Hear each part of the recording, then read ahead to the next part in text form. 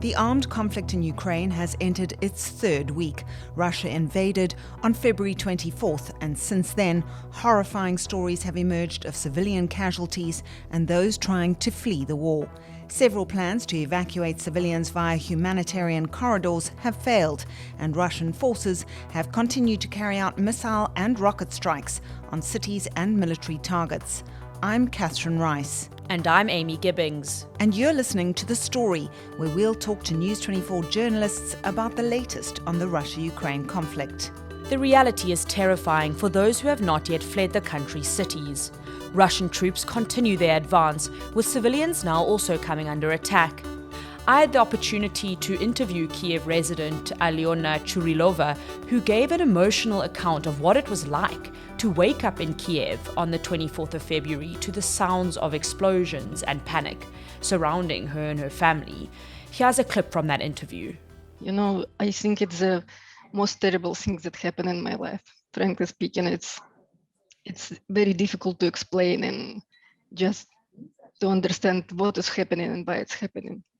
We now go to Kyle Cowan, investigative journalist for News 24, who has been following the conflict closely.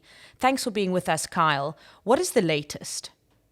It's been 3 weeks of horror in Ukraine, and unfortunately this week we've seen the Russian forces step up their war of aggression, and unfortunately a maternity hospital in Mariupol, which is a coastal city in Ukraine that has been surrounded by Russian forces for several days, was bombed. At least 3 people have died, and we've seen some horrific images of pregnant moms and small babies being rushed out of a destroyed hospital building with a massive crater right next to the building. It's something that was quite horrible to see. There is movement on the diplomatic front, however, and on Thursday, the leaders of the EU member states would meet in Versailles in France, which is the same location where 103 years ago a treaty was signed ending World War I. So it's quite a symbolic meeting there today. But more importantly, the foreign ministers of Russia and Ukraine are also meeting on Thursday in Turkey. And there is a significant amount of hope that they will be able to, at the very least, if not draw closer to a ceasefire, secure these civilian corridors for people to be able to escape. This has been brewing for some time. Can you take us back and explain just how this conflict started? It starts really in 2008, when NATO announced that it would one day consider, there was no specific date given, but there was an indication that Ukraine would be allowed to join NATO. Now this is very important because for President Vladimir Putin, the collapse of the Soviet Union, is seen as one of the most catastrophic things that could have happened to Russia in the recent past. He has described it as a tragedy and catastrophic, and he said that it has reduced Russia's, influence and power as one of these sort of global powers in the world. And effectively what happened after the collapse of the Soviet Union, these Eastern European countries, most notably Poland and some of the Baltic states, Lithuania and Estonia, were allowed to join NATO. And President Putin has always seen this sort of eastward expansionism, that he has called it, of NATO as a direct security threat to Russia. And you must remember that NATO was established in part because of, the leaders at the time, predominantly Winston Churchill, had seen the threat that Russia could pose to security in Europe, similar to what Germany sort of posed the threat in at the turn of the century. So for Putin, the expansion of NATO has always been a security problem, and he has always raised the specter of we have American ballistic missiles that can land in Moscow in 8 minutes because they have these forces in Poland. And it really comes down to what Putin has termed as a security threat for Russia. But there's another part to this. Putin believes that Ukraine and Belarus, 2 countries on, who border one another, who were part of the Soviet Union, belong inside Russia, that these 2 countries are culturally and religiously part of Russia. And this is what he has repeatedly said. He believes that these countries should be part of the Russian Federation again. And it looks like this invasion of Ukraine is a step toward that. Of course, the reasons why President Putin has said he is invading Ukraine brook further debate. He has said that he is denazifying the country, that he is protecting Russian speakers, particularly in eastern Ukraine. If you ask Ukrainians, however, the war did not start on the 24th of February. It started in 2014 when Russian-backed forces annexed Crimea, for which, Russia was sanctioned at the time and is still an issue that it is still paying for. This then, for Ukrainians, is just a further escalation of Russia's aggression towards their country. What does Putin ultimately want? Kyle, what is his end game? It's not clear what the end game is. Understandably, Putin, from his point of view, wants Ukraine to be part of Russia. But he is facing a far stiffer resistance to his forces' invasion of Ukraine than they had expected or planned for.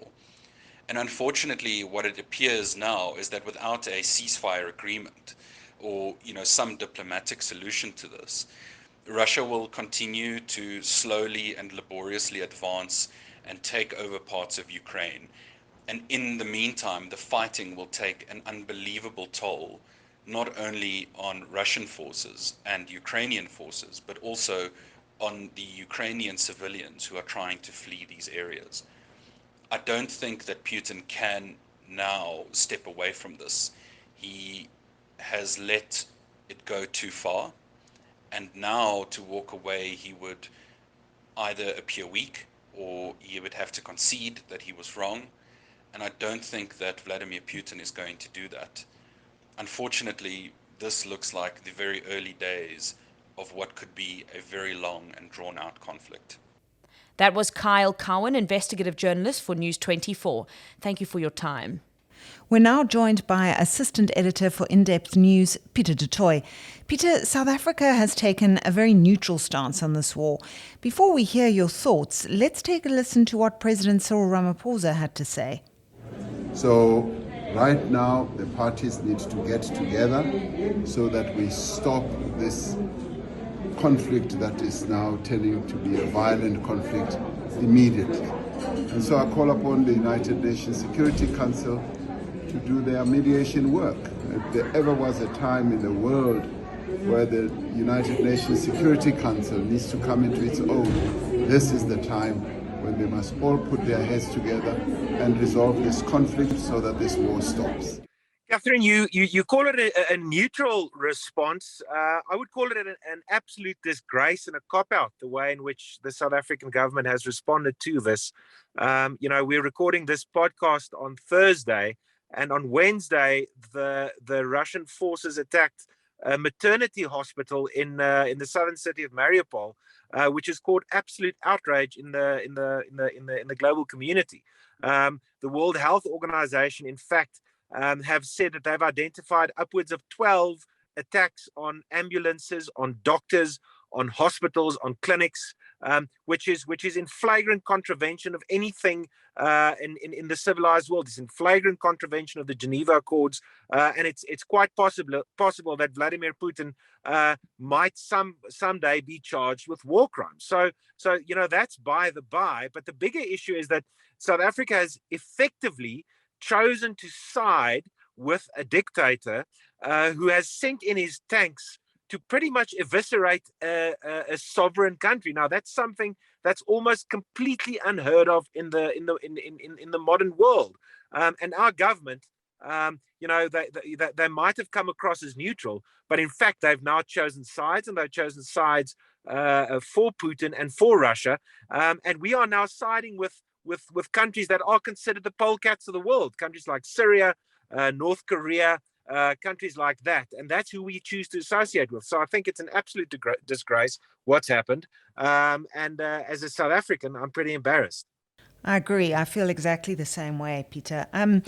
In terms of the African students, there's been a lot of outrage about the way they were treated while trying to flee the country.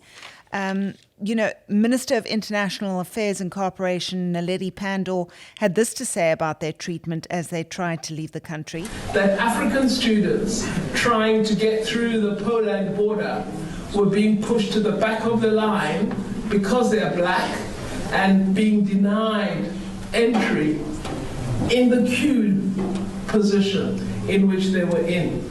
And this just goes to prove that we continue to suffer the awful blight of racism. And this is the experience of one student who was trying to get out of Ukraine and spoke to News 24. She asked to remain anonymous. We're facing so much racism and it's not the best. It's so traumatic. We're so traumatized. We're trying our best to hold it together so that our parents don't break down wherever they are at home. I know the Ukrainians also, they are suffering and everything, but the Ukrainian soldiers and police are treating us in a way that is, we're all just trying to escape and, get to a safer place. Like, if we can work together and all go to a safe place together, that would be the best thing. Because right now, we already have war happening. And now already we have to face another thing, racism at the borders. I mean, come on. Pieter, what are your thoughts? It's a peripheral issue, Catherine. I'm sorry. The bigger issue is that you've got Russia, who is an aggressor. They are waging a war of expansion, an aggressive war to wipe another country off the maps. Of course, racism is wrong. You don't want discrimination, but that's really not the big issue. And I think it's being used as a fig leaf by this government to hide behind. They're using this as a tool to say or to try and argue their position in the public square by saying they're not going to take sides because, black students and African students are being treated badly. Look, it's a war situation. More than 1 million people have fled. 1 million children have fled, in fact. More than 2 million people have fled, of which 1 million or more are children. So really, I think it's a peripheral issue. The bigger issue is, the challenge to the global order, which Russia is clearly presenting now. The dangers that we have of a nuclear conflict, which seems to be increasing every day. The West, led by NATO, who seem to be unable to keep Putin in check. So South Africa, really, we've relegated ourselves to the C League globally, Catherine. We aren't a big player in the world. We don't have a moral voice. We don't have an authoritative voice to intervene in this. No one really cares what South Africa thinks. We've ostracized ourselves from our European and Western friends, whilst we choose to side with Putin and Russia, who really don't give a damn about us. And if Naledi Pandor and this government spends their time, issuing statements about peripheral issues like this, it shows you how deep and how far gone we are on the world stage. Well, exactly, because, the impact of this war is already being felt on the global economy, and we're certainly not going to escape that. How is it going to impact South Africa? Look, we're going to see oil prices rise. We are in the midst of a load-shedding crisis. If oil prices rise, then petrol prices will rise, then transport costs will rise, food production costs will rise, and that will all be shifted onto us as the consumer. Our costs of living will skyrocket. It's going to be uncomfortable for us, but we are a very small economy. We are fully integrated into the world's economy, which means we're exposed to the vagaries of rising and falling oil prices, gas prices. Countries buying up dollars because it's the safest bet at the moment, which means money will leave developing economies like ourselves. So we're in for a rough ride. Whatever happens in Europe, whatever happens in Ukraine, we will feel it here on the southern tip of Africa. Challenging times indeed. Thank you so much for your time, Pieter. That was Pieter du Toit, News 24 Assistant Editor for In-Depth News. I'm Catherine Rice. And I'm Amy Gibbings. Join us again next week for The Story.